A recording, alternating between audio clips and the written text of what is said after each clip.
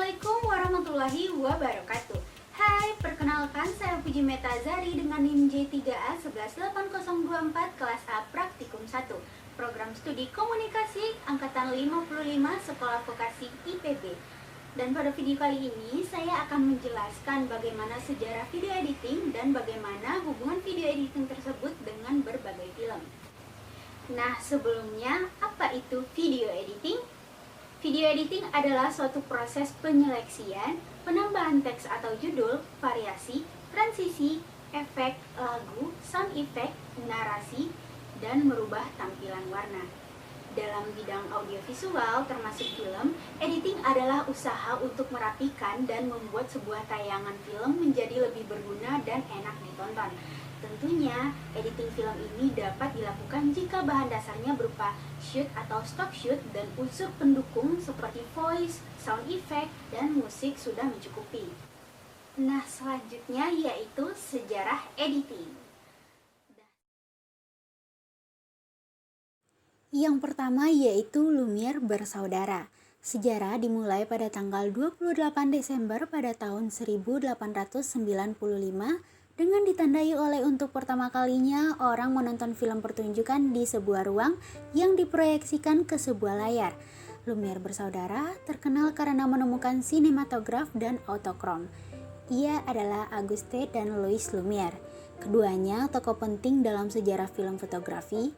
Auguste dan Louis Lumiere pertama kali mempertunjukkan sinematografi pertama mereka di ruang bawah tanah Grand Café de Boulevard de Capucines, Paris pada tanggal 28 Desember 1895. Namun secara naratif, Lumiere juga sudah ada pemikiran untuk membentuk sequence shoot, yaitu shoot yang diambil dari awal hingga akhir yang menjadi satu film utuh, terutama ketika membuat film Watering the Gardener. Diceritakan ada seorang bapak yang sedang menyiram tanaman, lalu dari arah belakang datanglah seorang pemuda yang mengendap-endap dan menginjak selang tersebut. Sang bapak bingung karena tiba-tiba air dari selang itu berhenti. Saat selang itu mengarah ke wajahnya, sang pemuda melepaskan injakannya sehingga air dari selang itu muncrat ke wajahnya. Sang bapak yang mengetahui sedang dikerjai akhirnya mengejar, menangkap dan memukul sang pemuda tersebut. Selanjutnya yaitu Méliès dan Edwin Porter. Ketika Méliès dikenal sebagai sineas, dia sebenarnya adalah seorang jagoan panggung, artinya dia merupakan seorang dramawan sekaligus pesulap. Dalam pertunjukan Lumiere bersaudara di Café de Paris, dia menjadi salah seorang penontonnya, dan sepulang dari menonton itulah dia ingin sekali memiliki kamera tersebut, namun ditolak oleh pihak Lumiere. Tujuan utama Méliès menggunakan alat perekam ini adalah aspek ekonominya. Tanpa harus memboyong banyak orang dalam pertunjukannya, dia dapat melakukan pertunjukan keliling dengan hanya bermodalkan film-film yang dia buat. Dan selanjutnya yaitu Brighton School. School dari kata di atas berarti kumpulan.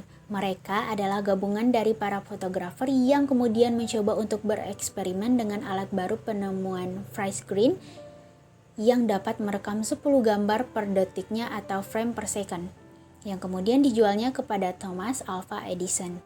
Setidaknya mereka menggunakan 3 bahasa sinematik, yaitu decoupage, intercut, dan traveling dramatic. Dan selanjutnya yaitu David Ward Griffith. Tematik montage ini lebih menekankan asosiasi ide serta mengabaikan kontinuitas waktu dan ruang.